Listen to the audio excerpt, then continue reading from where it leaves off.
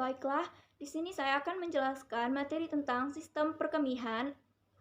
Sistem perkemihan atau sistem urinaria adalah sistem yang berfungsi untuk menyaring darah, membuang sisa metabolisme, serta menjaga keseimbangan cairan, elektrolit, dan asam basa tubuh. Organ utamanya meliputi ginjal, ureter, kandung kemih, dan uretra. Fokus kita hari ini adalah pada ginjal, nefron, serta proses filtrasi, reabsorpsi, dan sekresi. Itu yang pertama ada anatomi ginjal dan nefron. Anatomi ginjal, ginjal adalah sepasang organ berbentuk seperti kacang, terletak di kanan dan kiri tulang belakang, tepatnya di belakang peritoneum. Itu struktur utama ginjal, ada cortex renalis, bagian luar berisi banyak glomerulus dan tubulus. Yang kedua ada medulla renalis, bagian dalam berbentuk piramida dan mengandung lengkung Henle dan ductus collectivus. Yang ketiga ada pelvis renalis, itu ruang penampung urin sebelum masuk ke ureter. Itu yang keempat ada arteri dan vena renalis, itu membawa darah masuk dan keluar dari ginjal.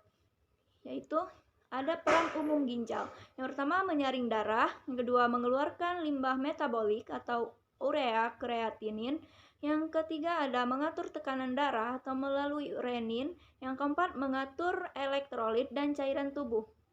Dan yang kedua ada anatomi nefron. Nefron adalah unit fungsional ginjal, jumlahnya kurang lebih 1 sampai 1,5 juta per ginjal. Setiap nefron melakukan proses pembentukan urin. Bagian-bagian nefron, satu ada glomerulus, yaitu anyaman kapiler yang menerima darah dari arteriol aferen dan tempat filtrasi awal. Yang kedua ada capsula Bowman, yaitu selubung yang menampung hasil filtrasi dari glomerulus. Yang ketiga ada tubulus proksimal, yaitu tempat reabsorpsi terbesar yang glukosa, asam amino, ion, dan air. Itu keempat ada lengkung Henle, itu descending limbah permeable terhadap air, dan ascending limbah aktif mengangkut ion Na+ dan Ci- keluar. Tubulus yang kelima ada tubulus distal, yaitu tempat seleksi akhir ion dan keseimbangan asam basa. Itu keenam ada ductus collectivus untuk mengatur reabsorpsi air berdasarkan hormon ADH mengalirkan urin menuju pelvis renalis. Materi kedua itu tentang proses filtrasi, reabsorpsi, sekresi. Yang pertama ada filtrasi, yaitu penyaringan terjadi di glomerulus dan kapsula Bowman. Tekanan darah mendorong plasma darah keluar melalui dinding kapiler glomerulus menjadi filtrat glomerulus. Yang boleh difiltrasi itu air, glukosa, asam amino, natrium, kalium, klorida, urea. Dan yang tidak difiltrasi adalah sel darah, protein besar. Itu hasil filtrasi awal kurang lebih 180 liter per hari. Tapi tidak semuanya menjadi urin karena akan diproses kembali. Dan yang kedua ada reabsorpsi atau penyerapan kembali, yaitu terjadi di seluruh tubulus, terutama tubulus proksimal.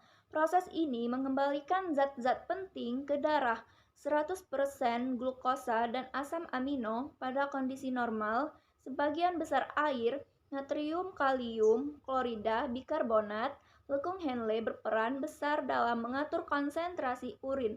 Bagian descendens menyerap air, bagian ascendens menyerap garam. Ductus collectivus diatur hormon ADH yang menentukan apakah urin akan pekat atau encer. Dan yang ketiga ada sekresi, yaitu pengeluaran zat ke dalam tubulus yang terjadi terutama di tubulus distal dan collectivus. Zat yang disekresikan ke filtrat itu ion H+, mengatur asam basa, yang kedua ion K+, dan NH4+, obat-obatan atau toksin tertentu.